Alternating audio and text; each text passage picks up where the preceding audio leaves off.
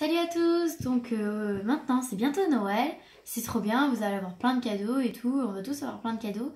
Mais sauf que moi j'ai pas spécialement, moi perso, envie de dépenser des sous pour acheter des cadeaux.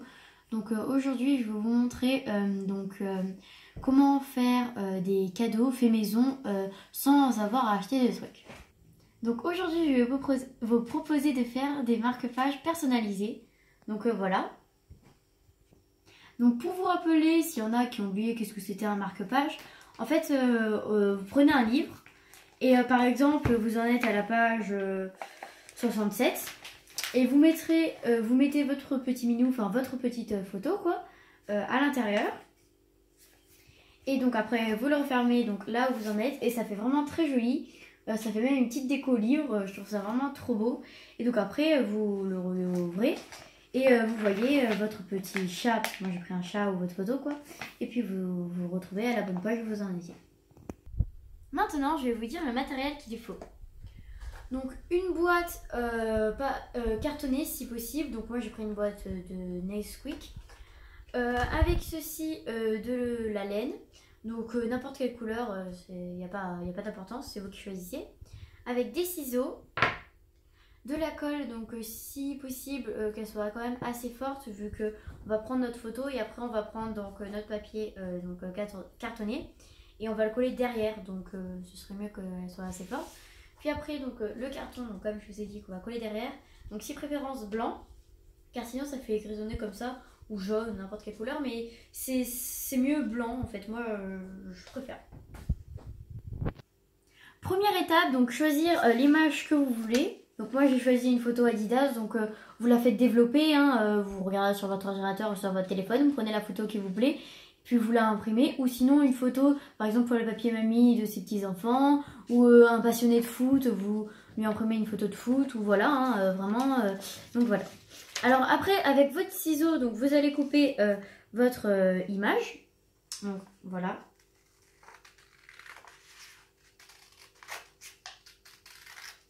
Comme ceci. Donc hop, on coupe bien tous les contours. Donc moi là, un carré comme ça, j'aime pas trop. Ça va pas faire très joli. Du coup en fait, je vais arrondir en fait les bouts pour que ça fasse plus joli. Donc comme ça.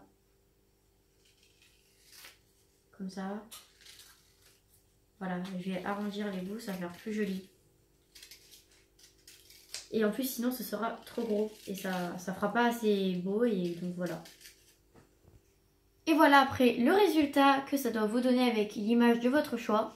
Deuxième étape, avec votre papier cartonné, on va donc mettre en dessous. Donc on va couper, donc ne coupez pas un trop beau morceau, hein, on va juste couper le contour donc pour que après on puisse le coller, donc pour pas que ça fasse trop gros. Donc une fois que vous avez découpé votre petit papier, enfin votre petit papier cartonné, on va le coller sur le côté le moins beau. Donc moi je vais coller sur celui-là. Je vais prendre donc ma colle. Mais attention ne pas coller donc le haut de votre image. Donc là on ne colle pas. Je vous expliquerai après pourquoi. Donc vous laissez quand même un petit peu de marge. Donc vous coulez. Mais ne surtout pas coller le haut. Une fois que vous avez fini de coller bien votre image, sauf évidemment le haut qui normalement ne doit donc pas être collé, je vais redécouper donc les contours de mon image. Troisième étape, on aura besoin des pelotes de laine.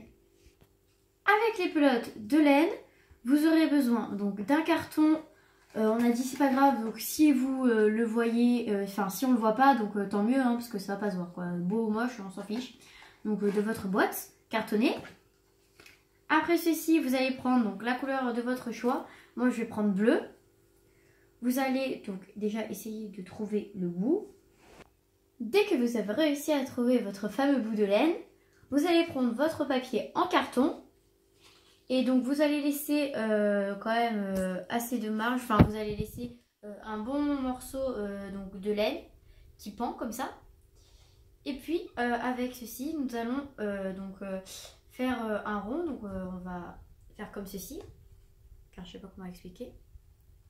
Voilà, on tourne autour du carton la laine, Donc il faut vraiment qu'il y en ait beaucoup, sinon je ne vous aurais pas fait sortir autant de laine. Go. Dès que vous avez fini d'enrouler votre pelote de laine autour du carton, on va ramener donc notre bout donc, de laine vers donc, le devant, dans la face du haut, avec notre bout qu'on avait laissé pendre et le couper. Donc là, on va à la même distance. Donc hop, si j'arrive à couper mon truc. Voilà. Après ceci, je vais faire un nœud. Donc si possible, enfin même il faut faire un double nœud. Donc hop, hop, hop, hop. Une fois que vous avez fini de faire votre double nœud, vous prenez vos ciseaux. Donc hop. Et on va couper. Donc on va laisser notre bout, on coupe pas là, on va pas couper là où il y a notre fil, comme ça. Car sinon ça va enlever notre double nœud et on l'aura fait pour rien. Donc on va prendre vers le dessous, et on va couper. Donc comme ça, comme ça, comme ça. Hop, si j'y arrive. Voilà. Alors je vais couper. Oui, c'est bon. Donc je vais couper. Allez. Une fois que vous avez coupé votre pelote de laine, vous allez l'aplatir bien droit, donc sur votre table. Vous allez prendre un tissu. Un morceau de pelote de laine que vous avez coupé, donc pas très grand, hein, comme ça, quoi. Ça va. Vous allez donc poser, vous allez le recouper donc comme il était, donc le remettre normalement, comme ça. Voilà. Donc repliez-la en deux. Vous allez poser donc votre fil dessus. Vous laissez un côté plus long vers le dessus. Vous allez le prendre, le tourner autour et le reposer. Et là vous allez faire une boucle. Donc, hop, regardez, je vais vous montrer. Prenez et vous prenez et vous allez la tourner donc pour faire une boucle. Hein. Vous allez faire 2 nœuds. Et voilà après ce que ça doit vous donner. Donc vous faites votre nœud, votre double nœud plutôt, avec ceci. Donc voilà. Ça, on va pouvoir le couper parce que c'est beaucoup trop long. Hein, voilà. Donc je vais prendre mes ciseaux. Donc coupez-le à la même hauteur. Donc vous allez prendre votre bout et vous allez tout couper à la même hauteur. Et voilà ce que ça doit vous donner donc à la fin de votre petit pompon.